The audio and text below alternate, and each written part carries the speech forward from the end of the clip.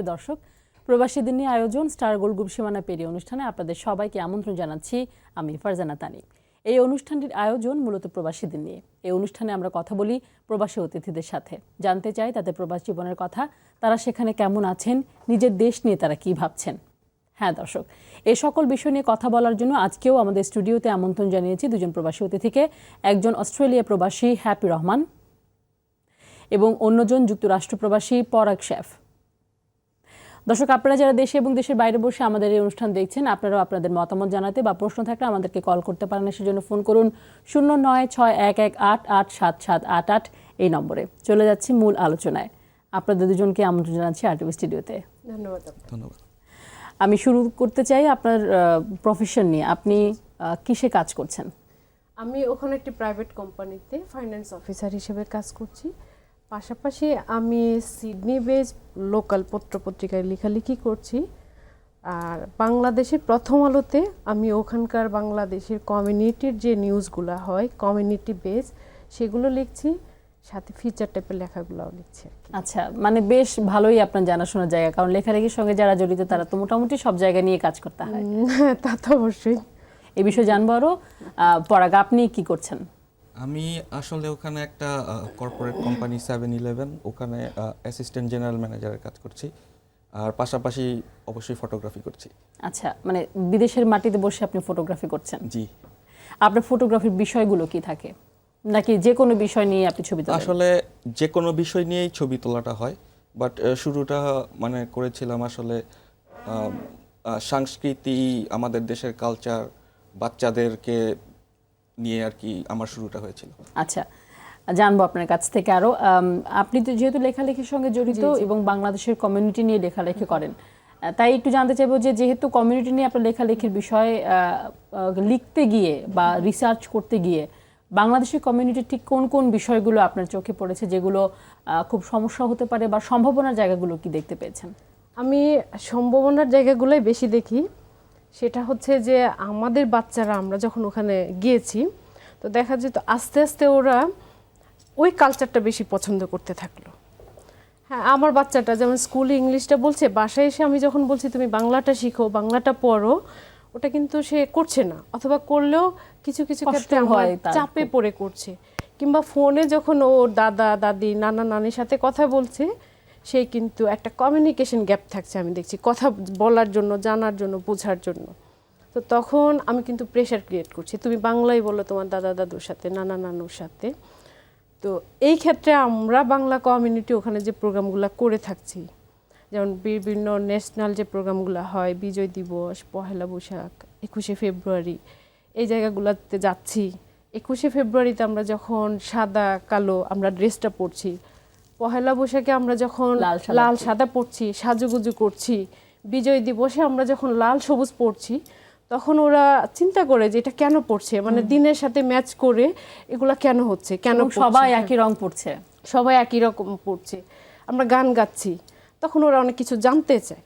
তো হ্যাঁ, মেয়েটা বুঝে, মেয়েটা আমার অথই 14 বছর বয়স, ও বুঝে। ছেলেটা 7 বছর বয়স, দীপ্র নাম, ও এটা এখন বুঝতে চায় না। তো সেই ক্ষেত্রে মনে হয় যে বাংলা কমিউনিটির যে প্রোগ্রামগুলা ওরা যেগুলা করছে ভালো করছে, এটাই তো সম্ভাবনা। অবশ্যই। ছবি তুলতে গিয়ে আপনি এরকম, উনি যেটা বলছিলেন যে এই যে কালচারের যে গ্যাপ বা এই যে কমিউনিকেশনের যে গ্যাপ, ছবি তুলতে গিয়ে আপনি এই ধরনের কোনো গ্যাপ দেখতে পেয়েছেন কিনা, বা আপনার কি মনে হয়েছে যে একটা ছবি এই গ্যাপগুলো পূরণ করতে পারে?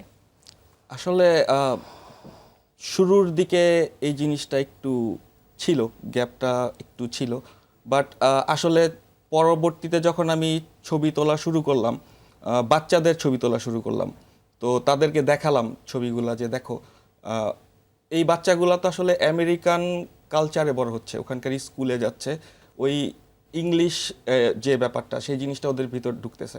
তো আসলে বাঙালি যে প্রোগ্রামগুলো হয় আমাদের ফ্লোরিডা বলেন আর ইউনাইটেড স্টেট বলেন, অল ওভার দ্য ওয়ার্ল্ড, এই সব জায়গাতে বাচ্চাদেরকে উদ্বুদ্ধ করার জন্য একটা আমি যেটা কাজ করছিলাম যে ছবিগুলা আসলে বাচ্চাদের ছবি তুলতাম এবং ধীরে ধীরে আমার পেজে পোস্ট করতাম। যখন ওরা দেখতো যে অনেকগুলা ভিউয়ার ওর ছবি দেখতেছে, আমি বাচ্চাটাকে গিয়ে বলতাম, দেখো oh my god you are a celebrity, বা কমেন্টে অ্যাপ্রিশিয়েট হ্যাঁ করছে। কমেন্ট অ্যাপ্রিশিয়েট করতেছে। বাচ্চারা কিন্তু এই জিনিসটা বুঝে, তো ওরা এই জিনিসগুলোতে আরো উদ্বুদ্ধ হতো। এবং বাবা মারা যখন বলতো যে ওকে বৈশাখী মেলায় তোমাকে নাচতে হবে, একটা বাংলা গানে সাজুগুজু করতে হবে, তো এই জিনিসগুলাতে ওদের এক্সাইটমেন্টগুলা মানে মানে অবাক করার মতো ছিল। এবং ওই ওই আকর্ষণ থেকে বা ওই আগ্রহ থেকে কিন্তু তারা এই কালচারে আসছে নিশ্চয়ই। আপনি এরকম নিশ্চয়ই আপনি হ্যাঁ দেখেছেন। হ্যাঁ, এই কালচারে আসছে। এবং পাশাপাশি যেই জিনিসটা আমার মানে প্রথম বছর, দ্বিতীয় বছর, তৃতীয় বছরে গিয়ে আমি যখন দেখতে পারলাম যে ওরা ওদের স্কুল ফ্রেন্ড, ওদের আমেরিকান স্কুল ভিনদেশী স্কুল ভিনদেশী যারা ফ্রেন্ড, ওদেরকে ইনভাইট করতেছে, আচ্ছা, আমাদের কালচারটা রিপ্রেজেন্ট করতেছে, অংশগ্রহণ করছে অনুষ্ঠানে, অংশগ্রহণ করতেছে, গ্রুপ হয়ে তারা দেশাত্মবোধক গান গাচ্ছে, করছে বা দেশের জন্য নাচ গান করছে, নাচ করছে। আপনি দেখবেন যে ওদের মানে মনে হবে যে বাংলাদেশেই একটা প্রোগ্রাম হচ্ছে, মানে আমার দেশটা সেখানে আসলে প্রেজেন্ট হচ্ছে। মেয়র যাচ্ছে প্রোগ্রাম দেখতে, অনেক বড় বড় সিটি অফিসার যাচ্ছে প্রোগ্রাম দেখতে, এবং বাংলাদেশের কালচার সম্পর্কে তারা বাংলাদেশের জানছে। কালচার সম্পর্কে জানতেছে। একটা বৈশাখী নামে কিছু আছে সেটা জানতেছে, বিজয় দিবস নামে কিছু আছে জানতেছে, 21শে ফেব্রুয়ারি নামে কিছু আছে জানতেছে। মানে এই ব্যাপারগুলা আসলে আমার মানে এবং এগুলো ছবির মাধ্যমে প্রকাশ করা খুব সহজ বা রিপ্রেজেন্ট করা নিশ্চয়ই খুব সহজ, যেহেতু ছবির ভাষাটা কিন্তু সবাই বুঝে। আসলে হ্যাঁ, ছবির ভাষাটাই খুব সহজে বুঝে। আর ছবিটাই এখন জেনারেশনের একটা মাধ্যম ট্রেন্ড হয়ে হয়ে গেছে বলতে trend পারেন, হয়ে যে গেছে, একটা সবার মাঝে এই জিনিসটা আসলে ঢুকে গেছে। তো তো আপনার জন্য এটা খুব ইজি নিশ্চয়ই বাংলাদেশের কালচারটা রিপ্রেজেন্ট করা ছবির মাধ্যমে। এখন খুব একটা ইজি হয়ে গেছে এবং সবাই খুব মানে Appreciate সাপোর্ট করে করে, এবং কমিউনিটি support থেকে সাপোর্ট করে। আমাদের ওখানে যতগুলো শো হয় বা কমিউনিটি কালচারাল প্রোগ্রাম হয় প্রত্যেকটাতে ইনভাইট করে। আর আমি বাচ্চাদের নিয়ে অবশ্যই মানে আমার ফোকাসের মেইন বিষয় থাকে বাচ্চারা আচ্ছা, সবসময়। হ্যাপি, আপনি লেখালেখি করতে গিয়ে নিশ্চয়ই বাংলাদেশের কমিউনিটির কোনো যদি এই যে আমি যদি বলি যে বাংলাদেশ থেকে যারা মাইগ্রেশন করে নতুন যাচ্ছে বা স্টুডেন্ট হিসেবে যারা নতুন যাচ্ছে, তাদের ওখানে ওইখানকার কালচারের সঙ্গে খাপ খাওয়ানো নিয়ে নিশ্চয়ই কিছু একটা সমস্যার মুখে তাদের পড়তে হয়। এরকম কিছু আপনি পেয়েছেন কিনা? হ্যাঁ, প্রথম দিকে এটা কম আর বেশি সবারই হয়ে থাকে, তবে আস্তে আস্তে ঠিক হয়ে যায়। কি ধরনের সমস্যা হয়? সমস্যাগুলো যেটা হয়, প্রথম যে সমস্যাগুলো আমরা ফেস করি সেটা হচ্ছে আপনার একটা নতুন এনভায়রনমেন্টে যেয়ে আমরা জবের ক্ষেত্রটা। তো আমাদের বাংলাদেশি কমিউনিটির হয়ে এখনো আমি সেভাবে কাউকে পাইনি যেখানে গেলে আমরা জবের জন্য মানে কোনো এজেন্সি ওরকম বাংলাদেশি কমিউনিটির হয়ে বাংলাদেশি কেউ এরকম কোনো প্রতিষ্ঠান করে, মানে যেখানে গেলে জব পাওয়া যাবে ইজিলি, জব পাওয়া যাবে অথবা জবের খুঁজে দেওয়ার ব্যাপারে যে হেল্প করতে পারবে অথবা সঠিক কোনো গাইডলাইন আমাদেরকে দিতে পারবে। কিংবা আমরা অনেক সময় দেখা যায় যে ওখানে জব না থাকলে কিন্তু প্রথম দিকে বাসা ভাড়া নেওয়াটা খুব টাফ। তো সেই জায়গা থেকে হ্যাঁ ব্যক্তিগতভাবে কেউ হেল্প করে, যেমন আমার ফ্রেন্ড আছে ও আমাকে হেল্প করলো, বাট অন্য একজন কারো কেউ নেই, তাকে কিন্তু কেউ হেল্প করছে না, আমাকে কিন্তু বলতে হচ্ছে কোন একটা সোর্সের মাধ্যমে আমি বাংলাদেশ থেকে আসছি ভাই আপনি আমাকে হেল্প করেন, এটা আমাকে বলতে হচ্ছে। তো সেই ক্ষেত্রে কি একজন আননোন বাংলাদেশিকে আরেকজন প্রবাসী বাংলাদেশি সাহায্য করেন? হ্যাঁ, অনেক করে, সেটা ফেসবুকের মাধ্যমেই হোক কিংবা কারো মাধ্যমেই হোক, যদি পরিচিত হওয়া যায় যে আমি আসছি বাংলাদেশ থেকে, আমি একজন বাংলাদেশি, অথবা ফোনেই হোক, ডেফিনেটলি হেল্প করে, সবাই মোটামুটি হেল্প করে। মানে কমিউনিটির কেউই এই জায়গাটা থেকে পিছপা হয় না। না, এই জায়গাটা থেকে কেউ পিছপা হয় না। আচ্ছা, আর অস্ট্রেলিয়াতে বা আপনি যে সিডনিতে থাকেন সেখানে বাংলাদেশিদের ইমেজটা কি রকম? মানে অন্যান্য দেশে যারা আছে তারা বাংলাদেশিদেরকে কিভাবে নিচ্ছেন? বাংলাদেশিদেরকে অস্ট্রেলিয়াতে বাংলাদেশিদের হিস্ট্রিটা খুব বেশি দিনের পুরনো না, সেটা হচ্ছে আপনার 4 দশক হবে। আমেরিকা বলেন, নিউ ইয়র্কে বলেন কিংবা লন্ডনে বলেন, সেটা যেমন অনেক ওদের যেমন এখন এটা তৃতীয় প্রজন্ম চলছে, আর সিডনিতে হচ্ছে এটা সেকেন্ড জেনারেশন কেবল স্টার্ট হয়েছে। তো সেই ক্ষেত্রে বলবো ওরা অনেক আগিয়েছে, সব সেক্টরেই আছে। যেমন আমাদের সিডনিতে আমি যদি একদম হাই ক্লাস থেকে ধরি, সব ধরনের সব প্রফেশনের লোকজনই আছে, সেটা খুব বড় করে বলার মতো কেউ না, বাট আছেন, অনেকে আছেন। আমি লেখালেখি সূত্র নিয়ে আমি যখন যাই ওদেরকে ইন্টারভিউ করতে আমি অনেককেই পাই।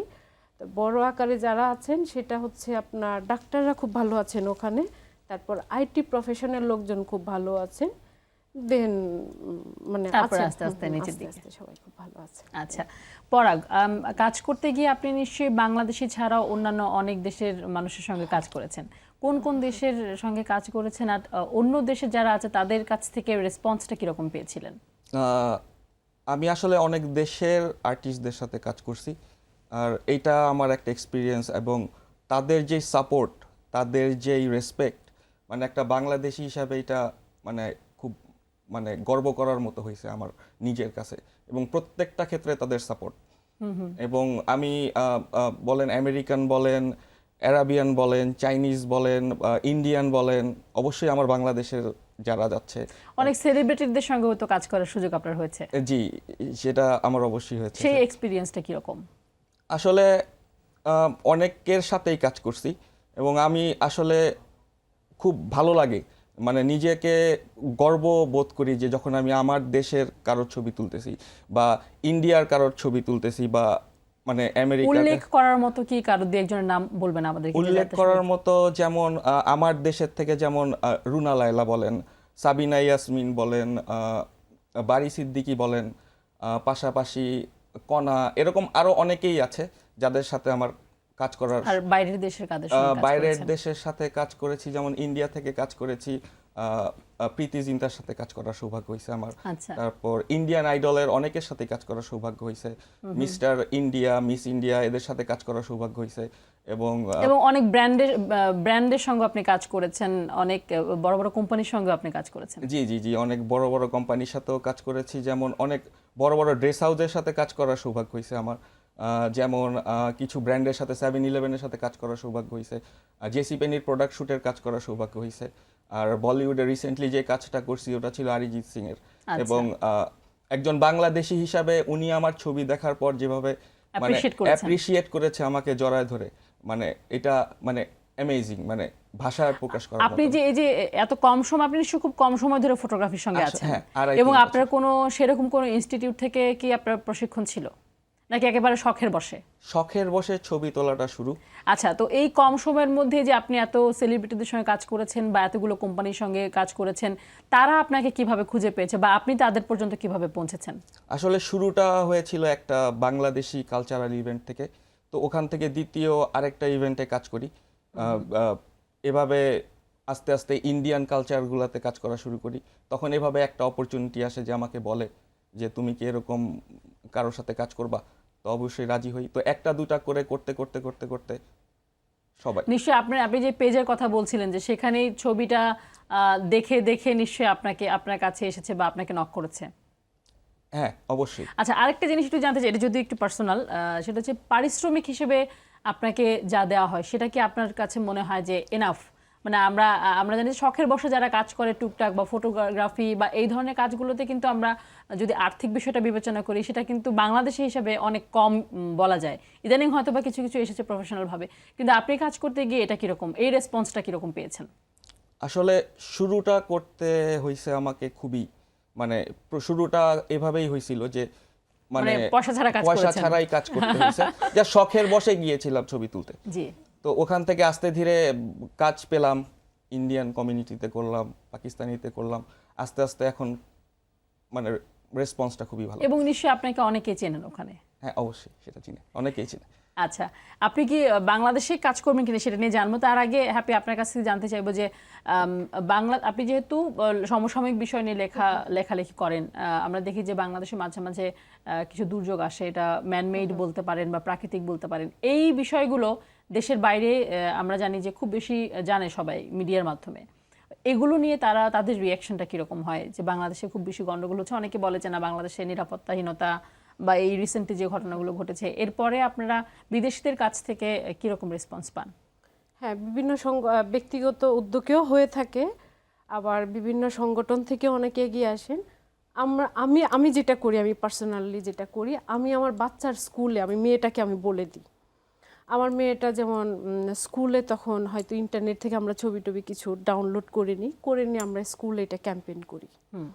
তখন যদি আমি ইন্ডিভিজুয়ালি কিছু মানে টাকা পয়সা যদি উঠাতে পারি সেটা আমি পাঠাই, চেষ্টা করি যেখানে। এটা হচ্ছে আমি আমার ব্যক্তিগত উদ্যোগের কথা বললাম। আর সাংগঠনিকভাবে অনেকে এই হেল্পটা করেন বিভিন্ন দুর্যোগ মোকাবেলা করার জন্য। আর যেটা হয় যে আপনার এটা সাংগঠনিকভাবে কারা কারা এই কাজগুলোতে এগিয়ে আসে? সাংগঠনিকভাবে এখানে যারা এগিয়ে আসেন ওখানে যেমন আপনার বিভিন্ন রাজনৈতিক দল সংগঠন আছেন, আছে। হ্যাঁ সাংস্কৃতিক কিছু দল আছেন, তো ওনারা সবাই আসেন আর কি, ইন্ডিভিজুয়াল আসেন, বিভিন্ন সংগঠন থেকে ওনারা এগিয়ে আসেন। আচ্ছা, আরো শুনবো আপনাদের কাছ থেকে, একটা প্রতিবেদন দেখে ফিরছি আবারও। এবার থাকছে বিভিন্ন দেশের প্রতিনিধিদের পাঠানো তথ্যচিত্রে একটি প্রতিবেদন পাঠিয়েছেন আরব আমিরাত প্রতিনিধি মাহবুব হাসান হৃদয় ও জেদ্দার প্রতিনিধি হানিফ সরকার উজ্জ্বল, রিয়াদ প্রতিনিধি সোহরাব হোসেন লিটন এবং সৌদি আরব ব্যুরো চিফ আবুল বশির। জেদ্দায় বাংলাদেশ ইন্টারন্যাশনাল স্কুল অ্যান্ড কলেজের বনভোজন অনুষ্ঠিত হয়েছে। বিদ্যালয়ের ছাত্রছাত্রী, শিক্ষক শিক্ষিকা আর অভিভাবকগণের অংশগ্রহণে অনুষ্ঠিত বনভোজন যেন এক মিলন মেলা। আনন্দ উপভোগ করতে ও নিজেদেরকে মেলে ধরতে সবাই অংশগ্রহণ করেছে বিভিন্ন ক্রীড়া ও বিনোদনমূলক আয়োজনে। বনভোজনের নেতৃত্বে ছিলেন বিদ্যালয়ের অধ্যক্ষ রফিকুল ইসলাম ফারুক ও উপাধ্যক্ষ মোহাম্মদ হামুদুর রহমান। এছাড়া বাংলাদেশ কনসুলেট, জেদ্দা শ্রম ও শিক্ষা কনসাল রেজাই রাব্বি, কনসাল জহিরুল ইসলাম, বিদ্যালয় পরিচালনা পর্ষদ সদস্য মোহাম্মদ নুরুল ইসলাম, খন্দকার আবুল কালাম আজাদ, বাহাউদ্দিন, আমির হোসেন, বোরহানউদ্দিন প্রমুখ। নাচ গান, কৌতুক পরিবেশনে এবং শুভেচ্ছা বক্তব্যে অংশগ্রহণ করে ছাত্রছাত্রী, অভিভাবক, পরিচালনা পর্ষদ এবং সুধীজনেরা। সংযুক্ত আরব আমিরাতে প্রবাসী বাংলাদেশিরা বিভিন্ন ব্যবসায় সাফল্যের ধারা অব্যাহত রেখেছেন। তবে ৩ বছরেরও বেশি সময় ধরে বাংলাদেশের শ্রম বাজার বন্ধ থাকায় বিপাকে পড়েছে অনেক ব্যবসা প্রতিষ্ঠান এবং শ্রমিক। তাই এই নাজুক সময় পার করতে প্রবাসীদের স্থানীয় আইন মেনে চলে দেশের ভাবমূর্তি ক্ষুণ্ণ হয় এমন কাজ থেকে বিরত থাকার আহ্বান জানিয়েছেন বক্তারা। সংযুক্ত আরব আমিরাতের শারজায় BMW এ প্রেস্টল অটোমোবাইল এর উদ্বোধন অনুষ্ঠানে বক্তারা এই আহ্বান জানান। অনুষ্ঠানে উপস্থিত ছিলেন শারজা শেখ পরিবারের শেখ আহমেদ বিন মোহাম্মদ আল কাসিমি, দুবাইয়ে বাংলাদেশ কনসুলেটের প্রথম সচিব Mizanur Rahman, Moramco group of company chairman ও ব্যবস্থাপনা পরিচালক ও দুবাই বিজনেস কাউন্সিলের সহসভাপতি মোহাম্মদ রাজা মল্লিক, বাংলাদেশ বিজনেস কাউন্সিলের ভাইস প্রেসিডেন্ট আয়ুব আলী বাবুল, আল মামুন সরকার, মোহাম্মদ ইসমাইল গনি চৌধুরী, এছাড়া বিভিন্ন ব্যবসায়ী ও কমিউনিটির নেতৃবৃন্দ উপস্থিত ছিলেন। আপনারা জানেন বাংলাদেশ সরকার এবং আমাদের রাষ্ট্রদূত মহোদয়, বাংলাদেশ দূতাবাস এবং কনসুলেট দীর্ঘদিন থেকে বন্ধ থাকা ভিসা পুনরায় চালু করার জন্য সর্বাত্মক প্রচেষ্টা চালিয়ে যাচ্ছে। দীর্ঘদিন থেকে সংযুক্ত আরব আমিরাতে রয়েছি এবং এখানে যারা রুলার আছে সংযুক্ত আরব আমিরাত অনেক ভালো, অনেক সুন্দর। প্রবাসী বৃহত্তর চট্টগ্রাম সমিতির অভিষেক অনুষ্ঠানে বক্তব্য প্রদানকালে রাউজান থেকে নির্বাচিত এমপি, রেল মন্ত্রণালয় সম্পর্কিত স্থায়ী কমিটির সভাপতি ও inter parliamentary union human rights for parliamentarian committee president ABM Fazle Karim Chowdhury বলেন, সরকারের পাশাপাশি আঞ্চলিক সংগঠনগুলিও বর্তমানে ব্যাপক ভূমিকা রাখছে। প্রবাসী বৃহত্তর চট্টগ্রাম সমিতিও তেমনই কিছু নজির স্থাপন করবেন বলে আশাবাদ ব্যক্ত করেন। আরশাদ হোসেন হিরোর সভাপতিত্বেও মোহাম্মদ ওসমান সঞ্চালনায় অন্যান্যদের মাঝে বক্তব্য রাখেন ABM ফজলে করিম চৌধুরী, এমপি, ভারপ্রাপ্ত consul general doctor AKM Rafiq Ahmed, labour councillor doctor Zakir Hossain, প্রকৌশলী মোহাম্মদ আবু জাফর চৌধুরী, অধ্যাপক আব্দুস সবুর, মোহাম্মদ সেলিম উদ্দিন চৌধুরী, মোহাম্মদ জাহাঙ্গীর, ইফতেকার হোসেন বাবুল ও শেখ ফরিদ। শ্রেয়া ঘোষালের সুরের স্রোতে ভাসল দুবাইয়ের হাজার হাজার সঙ্গীত ভক্ত।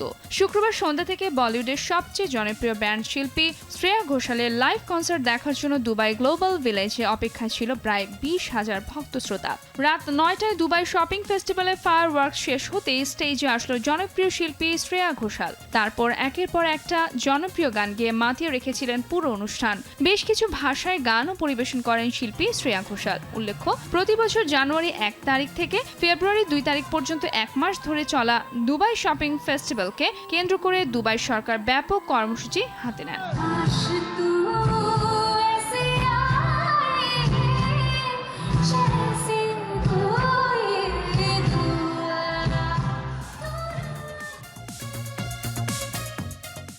প্রতিবেদন দেখলাম, একটা ফোন অপেক্ষা করছে আমাদের সাথে। হ্যালো, আসসালামু আলাইকুম। ওয়ালাইকুম সালাম। দর্শক, নাম বলে প্রশ্ন করুন। আমার নাম রুবি আওলাদ, আমি একটু পরাগের সাথে কথা বলতে চাচ্ছি। জি, উনি শুনতে পাচ্ছেন, প্রশ্ন করুন। পরাগ, কালকে একটা এখানে পৌষ মেলা প্রোগ্রাম ছিল, আমি জানি না তুমি জানতে কিনা। তুমি কি জানছো কালকে যে একটা প্রোগ্রাম ছিল? আমরা সবাই মানে এখানে সবাই, যেহেতু তুমি আমাদের একজন খুবই ভালো একজন ফটোগ্রাফার, সবাই মানে তোমার কথা জিজ্ঞেস করেছিল। তো সেটা হচ্ছে, তুমি কি জানতে কালকে একটা প্রোগ্রাম ছিল? যে হ্যাঁ, আমি আসলে জানতাম কালকে যে একটা প্রোগ্রাম ছিল, পিঠা মেলা ছিল, পৌষ মেলা। ওইটাতে আমাকে ইনভাইটেশন ছিল ছবি তোলার জন্য, অনেকবার বলা হয়েছিল, বাট আসলে বাংলাদেশে চলে আসছি, এই কারণে করা হয় নাই। দুঃখিত, এখনকার জন্য নিশ্চয়ই আপনি দুঃখিত, নেক্সট টাইম নিশ্চয়ই আপনি ছবি তুলে দেবেন। অবশ্যই, next time বোঝা যাচ্ছে সুযোগ আপনার পেলে। জনপ্রিয়তা কতখানি।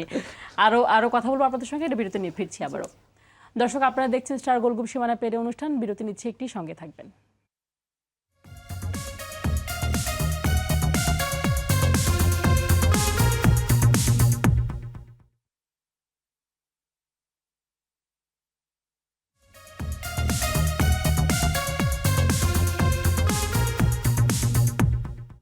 বিরতির পর আরও একবার স্বাগত জানাচ্ছি স্টার গোল্ড গ্রুপ সীমানা পেরিয়ে অনুষ্ঠানে। বিরতির আগে কথা হচ্ছিল আমন্ত্রিত অতিথিদের সঙ্গে, তাদের সঙ্গে আবারও আলোচনা চলে যাচ্ছি। অস্ট্রেলিয়াতে তো বাংলাদেশি অনেক পণ্য নিশ্চয়ই আপনারা মার্কেটে পাচ্ছেন। জি, সেটা কোন কোন মানে কি ধরনের পণ্য বেশি পাচ্ছেন, বা আরও কি ধরনের বাংলাদেশি পণ্য আপনারা ওখানে চান? বাংলাদেশি পণ্য বলতে আমরা যেটা পাচ্ছি সেটা হচ্ছে যে ছোট বড় সব ধরনের শপিং মলে আমাদের ড্রেস, গার্মেন্টস পণ্য, হ্যাঁ গার্মেন্টস পণ্যগুলো খুব থাকছে। আরেকটা হচ্ছে যে ইন্ডিয়ানদের পাশাপাশি আমাদের এখন আপনার বিভিন্ন প্রোডাক্ট বলেন, সেটা হচ্ছে আপনার খাবার দাবারের থেকে শুরু করে, খাবার দাবারের জিনিস থেকে শুরু করে সেটা মানে বাংলাদেশি সব ধরনের। আমি আরেকটু জানতে চাইবো যে বাংলাদেশি প্রোডাক্টের সঙ্গে আপনি বলছিলেন পাশাপাশি ইন্ডিয়ান প্রোডাক্টও আছে। যদি চাহিদা অনুযায়ী আমরা দেখি, তাহলে কোন ধরনের পণ্যের ডিমান্ড বেশি? মানে সবাই কি ইন্ডিয়ান প্রোডাক্টের প্রতি একটু বেশি দুর্বল, নাকি বাংলাদেশি প্রোডাক্টটা চায়? এটা ইদানিং হচ্ছে, মানে লাস্ট 2 ইয়ার্স যাবত এটা হচ্ছে। সেটা হচ্ছে আমরা দেখছি যে আমরা যখন বিভিন্ন প্রোগ্রামে যাচ্ছি, বিশেষ করে আমাদের বাংলা মেলাটা, বৈশাখী মেলাটা খুব বড় আকারে হয়, প্রায় 20,000 মানুষের মতো সেখানে হয়। তো আস্তে আস্তে কিন্তু আমাদের সব ধরনের কমিউনিটিতে এটা ছড়িয়ে পড়ছে আর কি, যে এখানে একটা বাংলাদেশি মেলা হয়, সেই মেলাতে অনেক লোকজন হয় এরকম শাড়ি পরে এই ধরনের, তো ওরা আসতেছে, তো সেখানে দেখা যায় যে আমাদের বাংলাদেশে সব ধরনের প্রোডাক্ট পাওয়া থাকে, হ্যাঁ সব ধরনের প্রোডাক্ট থাকে, তো ওরা জানছে বুঝছে। আর আমি শুরুর দিকে একটা কথা বলছি যে আমাদের অস্ট্রেলিয়াতে কিন্তু বাঙালিদের যাওয়াটা কিন্তু খুব বেশি দিন না, ওরা মাইগ্রেশন করে যাচ্ছে হচ্ছে ওখানে মাত্র 4 দশক, তো আস্তে আস্তে তো যাচ্ছে এবং আস্তে আস্তে নিশ্চয়ই আরো পণ্যের প্রসারটাও হবে আরো নিশ্চয়ই। আচ্ছা, অস্ট্রেলিয়ার কথা তো জানলাম। আমরা যে ফোন ছিল আপনার কাছে, যে সেই ফোনে উনি জানতে চেয়েছেন যে আপনি কেন ছিলেন না ওখানে ফটো তোলার জন্য ওই পিঠা উৎসবে।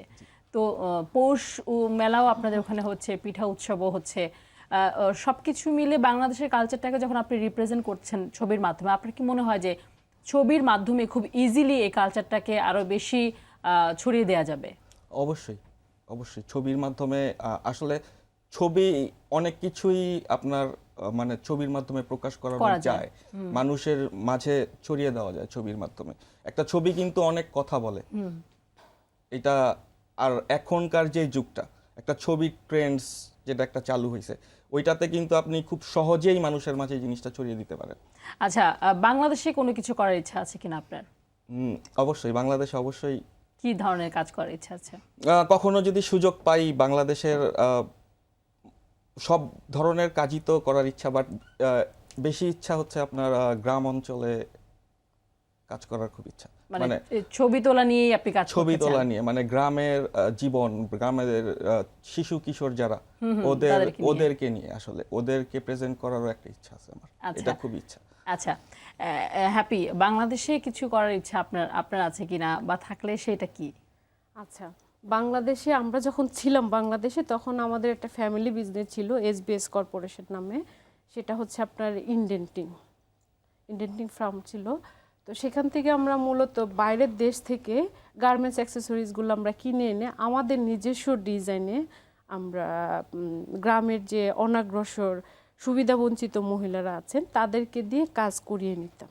আচ্ছা, করিয়ে এনে এখানকার লোকাল গার্মেন্টসগুলোতে আমরা আবার রেগুলার সাপ্লাই দিয়েছি।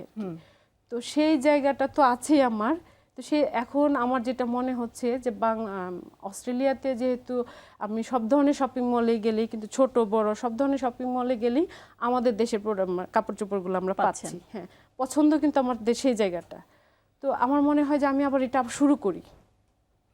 তো আমি এখন এটা শুরু করতে চাচ্ছি। আর বিশেষ করে গ্রামের মহিলাদেরকে নিয়ে আমি এই কাজটা করতে চাচ্ছি আর কি। আপনি কি মানে শুরু করছেন, করবেন প্ল্যান করছেন, নাকি কাজ অলরেডি শুরু করে কাজ দিয়েছেন? অলরেডি আমি শুরু করে দিয়েছি আমার গ্রামের মহিলাদেরকে নিয়ে। আচ্ছা, অনেকেই যেহেতু কাজ শুরু করেছেন, আমি অনেক যারা বিনিয়োগ করতে চায় বাংলাদেশে প্রবাসী, তারা কিন্তু অনেক ক্ষেত্রে বলেছেন যে বাংলাদেশে বিনিয়োগ করতে এসে বা বাংলাদেশে কাজ করতে এসে তারা অনেক রকম বাধার সম্মুখীন হয়েছেন বা সমস্যার সম্মুখীন হয়েছেন। আপনার ক্ষেত্রে কি সেরকম কোনো অভিজ্ঞতা হয়েছে, নাকি আপনার এই পথটা একেবারে অনেক স্মুথ, মানে স্মুথলি আগাচ্ছেন? অনেক স্মুথ সেটা বলা যাবে না, কিছু কিছু প্রবলেম তো থাকি সব জায়গাতে। তো এখানে আমার যেটা মনে হচ্ছে একদম প্রথমে যেটা বলবো সেটা হচ্ছে যে আপনার প্রশাসনিক কিছু জটিলতা থাকে, যে একটা স্টেপ থাকে, একটা স্মুথ একটা স্টেপ থাকে, সেটা আমাদের দেশে আমার মনে হয় যে আমি আগেও পাইনি, এখনো এবার পাচ্ছেন এসেও না। মনে হচ্ছে যে পাচ্ছি না। যেমন যে কাজটা আমি যদি আমার ডিরেক্ট হচ্ছে আমার ওই অফিসের কিংবা ওই প্রতিষ্ঠানের বসের সাথে আমার কাজটা, সেখানে আমার একদম নিচের লেভেল থেকে শুরু করে ম্যানেজ করে করে আপনার ম্যানেজ করে এগিয়ে করে যেতে উপরে হচ্ছে। উপরে যাওয়া লাগছে আর কি। এটা আমার জন্য খুবই কষ্টদায়ক একটা কাজ। আরেকটা হচ্ছে যে বাইরে আমি যখন কাজ করে আসলাম আমাকে কিন্তু সে এখানে কেউ মেয়ে হিসেবে ট্রিট করছে না, বাট এখানে আমাকে করছে। মানে আজকে আমি যখন আসব আমার ছোট বোন কিংবা আমার ফ্রেন্ডকে ম্যানেজ করে আমার এখানে আসতে হয়েছে। আমি রাত 11টা কিন্তু খুব বেশি সময় না, আমি কিন্তু একা আসতে পারিনি, আমার ফ্যামিলিকে অনেক কিছু বলতে হয়েছে, রাস্তায় আমার নিজেরও কিন্তু অনেক মানে সিকিউরিটি ভয় কথা পেয়েছেন চিন্তা নিশ্চয়ই। করতে হয়েছে। সেটা কিন্তু ওখানে হতো না। আমি ওখানে কিন্তু আমার প্রয়োজনে, আমার বাচ্চা একবার অসুস্থ হয়ে গিয়েছিল, আমার বাসা থেকে 45 কিলোমিটার ড্রাইভ করে আমি ওকে হসপিটালে নিয়ে গিয়েছি। আমার একবারও মাথায় আসেনি রাস্তায় কিছু হতে পারে। আর আপনাদের অফিস থেকে আমার বাসার ডিস্টেন্স অনলি 5 মিনিটসের। সেখান থেকে আসতে আপনার ভয় আমার লেগেছে? এত ভয় বা লেগেছে, আপনি ইভেন আমি চিন্তা প্রোগ্রাম করেছেন? শেষে আমি কিভাবে যাব সে ভয়টাও কিন্তু আমার মধ্যে কাজ আছে। করে? কাজ করে। মানে ইনসিকিউর ফিল করেন খুব হ্যাঁ, বেশি? সেটাই। এটা কি আগেও ছিল নাকি ইদানিং বেশি হয়েছে? আপনি তো যেহেতু অনেকদিন ধরে থাকেন দেশের বাইরে। আগেও ছিল, এখন একটু বেশি মনে হচ্ছে। আর একটা কথা না বললেই না, সেটা হচ্ছে রাস্তায় ট্রাফিক মানে এত জ্যাম, এত সময় নিয়ে নিচ্ছে। আমি একটা কাজে বের হব, আমি সেই কাজটা করে আসতে পারছি না, কিংবা কখনো কখনো আমার টাইমের থেকে অনেক বেশি সময় রাস্তায় চলে যাচ্ছে। এটা একটা মানে ভালো লাগার টানে বাংলাদেশে আসলেও কিছু কিছু ব্যাপার নিশ্চয়ই আপনাদেরকে খুব বেশি পীড়া দেয়। হ্যাঁ। এই পীড়ার কথা আরো কিছুটা শুনবো, তার আগে একটা প্রতিবেদন দেখে ফিরছি আবারও। দর্শক, এবারে থাকছে আরো একটি প্রতিবেদন। তথ্য ও ছবি পাঠিয়েছেন সৌদি আরব ব্যুরো চিফ আবুল বশির, রিয়াদ প্রতিনিধি সোহরাব হোসেন লিটন এবং কাতার প্রতিনিধি ইএম আকাশ।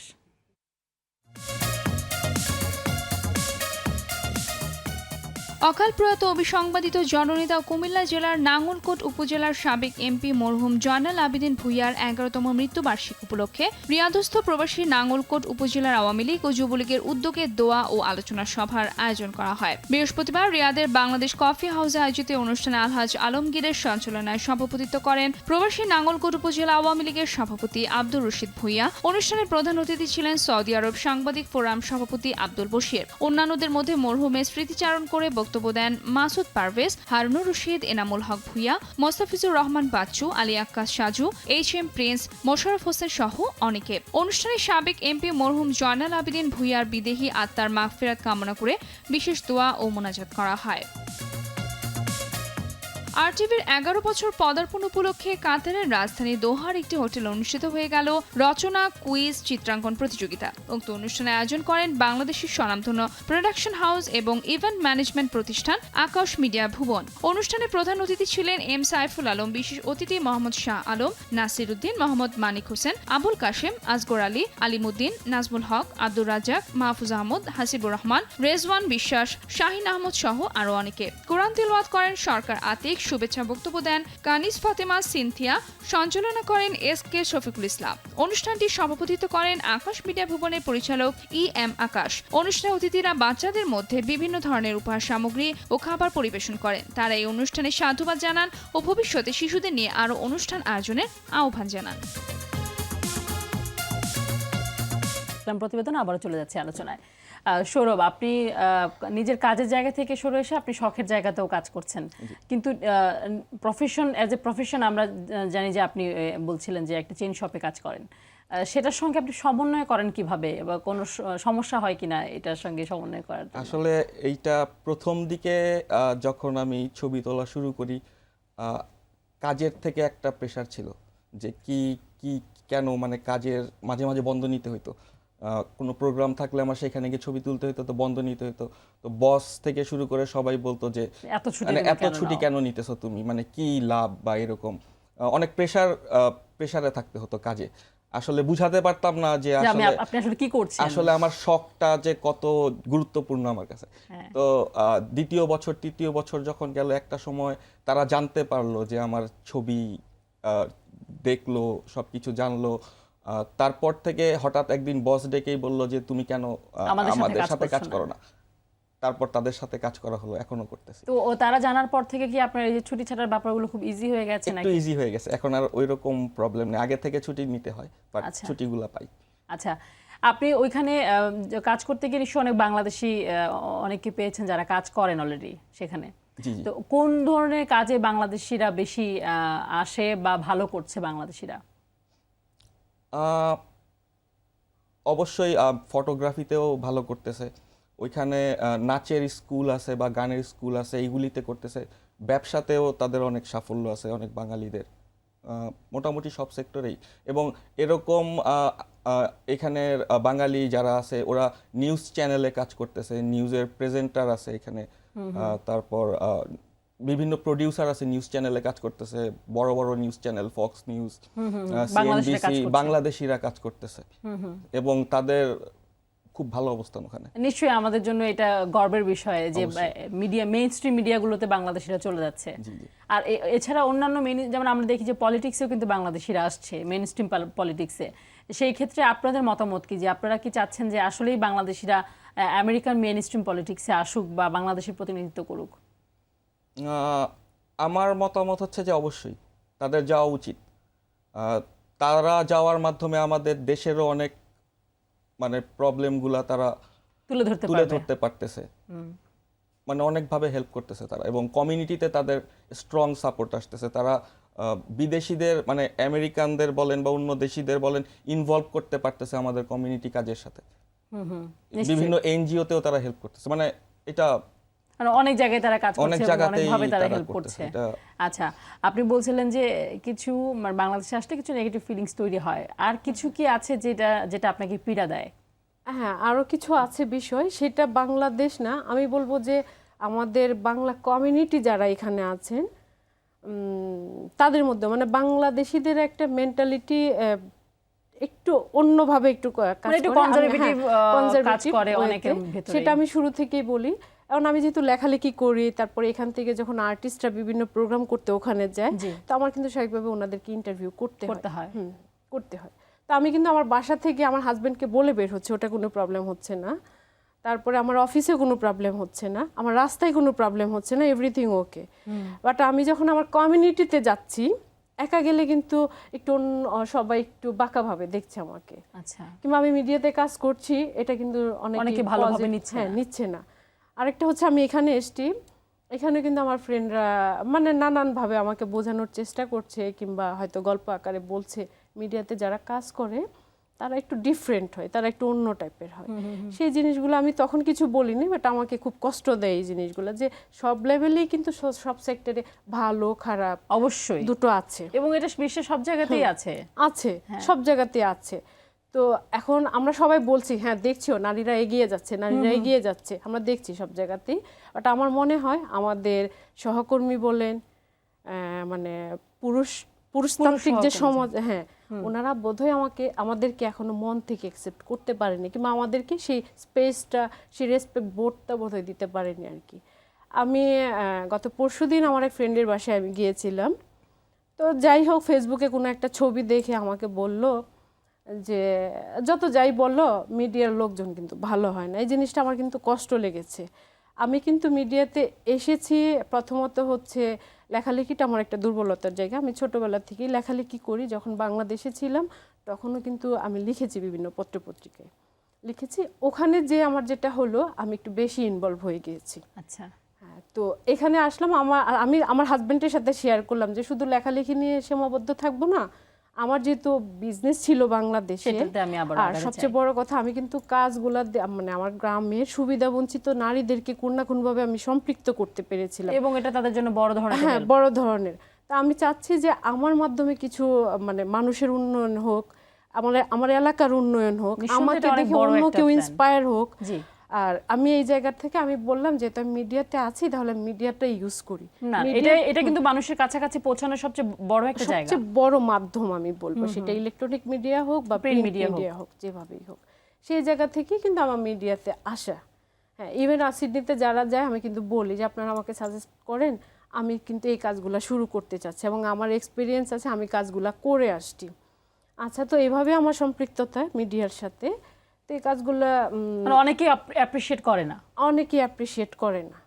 সেটা আমি মেয়ে বলেই, হয়তো আমি মেয়ে বলেই এই কাজটা করে না, তো এটা আমার জন্য খুব মানে কষ্টদায়ক আর কি। এটা কেন হবে?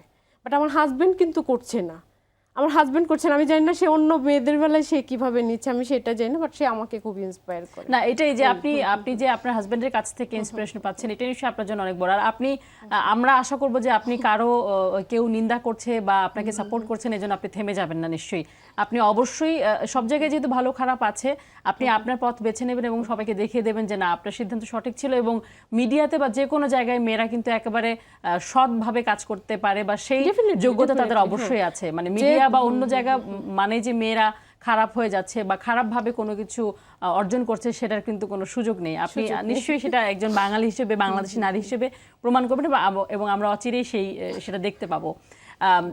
আপনি যেহেতু উনি বলছিলেন অনেক কথাই, আপনার কি বাংলাদেশ নিয়ে কোনো এরকম কষ্টের জায়গা বা কোনো কিছু খারাপ লেগেছে, এরকম কিছু কি আছে আপনার? প্রথমত অবশ্যই আসলে আপু যেটা বলছিলেন যে একটা কাজ করতে যাব, আমাদের মানে ট্রাফিক প্রবলেম যেটা বিদেশে অনেক টাইম কিল করে, বিদেশে একদম অন টাইমে মানে যে জিনিসগুলো করতে পারতেছি ইজিলি, অনেক কাজ একদিনেই অনেক কাজ আমি সারতে পারতেছি, বাট এইখানে সেটা না। যেমন আমি যেদিনকে মানে বাংলাদেশে আসলাম, সো আমার দুবাই থেকে বাংলাদেশে আসতে লাগলো 4 ঘন্টা, আর এয়ারপোর্ট থেকে আমার বাসায় যেতে লাগলো 5 ঘন্টা। তো বুঝতেই পারতেছেন যে অনেক পীড়াদায়ক এতটা পথ জার্নি করে এসে বা কোন একটা কাজে, মানে এটা শুধু আমার না, অন টাইমে পৌঁছানোর কোনো সুযোগ পুরাটা নেই। বাংলাদেশের মানুষেরই হয়তো এটা একটা প্রবলেম হয়ে দাঁড়াইছে, যানজট। জি, নিশ্চয়ই আমরা আশা করবো যে আপনাদের এই সমস্যাগুলো বা পীড়ার জায়গাগুলো কখনো অবশ্যই ওভারকাম করতে পারবো আমরা। নিশ্চয়ই আপনারা খুব ভালো ফিল করবেন এরপর বাংলাদেশে এসে, সেই আশা করছি। এবং শেষ করছি আজকের অনুষ্ঠান। আপনাদের দুজনকে অসংখ্য ধন্যবাদ আমাদেরকে সময় দেওয়ার জন্য।